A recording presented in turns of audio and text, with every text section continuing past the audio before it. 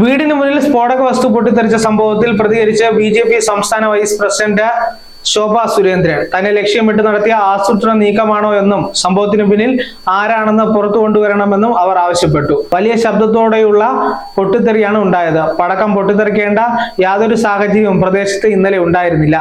സംഭവത്തിൽ സമഗ്ര അന്വേഷണം വേണമെന്ന് ശോഭ സുരേന്ദ്രൻ ആവശ്യപ്പെട്ടു. ഇന്നലെ രാത്രിയാണ് ശോഭ സുരേന്ദ്രന്റെ വീടിന് മുന്നിൽ പൊട്ടിത്തെറി ഉണ്ടായത്. തൃശൂർ അയ്യന്തോളിയിലെ വീടിന് മുന്നിൽ സ്ഫോടക വസ്തു പൊട്ടിത്തെറിക്കുകയായിരുന്നു. എതിർവശത്തെ വീടിന്റെ ഗേറ്റിനോട് ചേർന്നാണ് അജ്ഞാതർ ഏറുപടക്കം പോലെ തോന്നിക്കുന്ന സ്ഫോടക വസ്തുക്കൾ എറിഞ്ഞത്.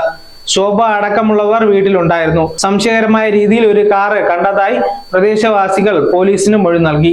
തന്നെ ലക്ഷ്യമിട്ടുള്ള ആസൂത്രണ നീക്കമാണെന്ന് ശോഭ സുരേന്ദ്രൻ പറഞ്ഞു. ശോഭയുടെ വീടാണോ എന്ന് കരുതി എറിഞ്ഞതാണോ എന്നും പോലീസ് പരിശോധിക്കുന്നുണ്ട്. 2 തവണ ഉഗ്ര ശബ്ദത്തോടെ പൊട്ടിത്തെറി ഉണ്ടായി. CCTV ദൃശ്യങ്ങൾ അടക്കം പരിശോധിക്കുന്നുണ്ട്. സംഭവത്തിൽ ഗൂഢാലോചന ഉണ്ടെന്നും അന്വേഷണം വേണമെന്നും ബി.ജെ.പി. ആവശ്യപ്പെട്ടു. News desk zag news. നേരിന്റെ വാർത്തകൾ നിങ്ങളുടെ വിരൽത്തുമ്പിലെത്താനായി സാഗ് ന്യൂസ് ചാനൽ സബ്സ്ക്രൈബ് ചെയ്തും ഷെയർ ചെയ്തും ഒരു ശരിയായ മാധ്യമ നിലപാടിന് നിൽക്കാൻ ഞങ്ങൾ നിങ്ങളെ ക്ഷണിക്കുന്നു.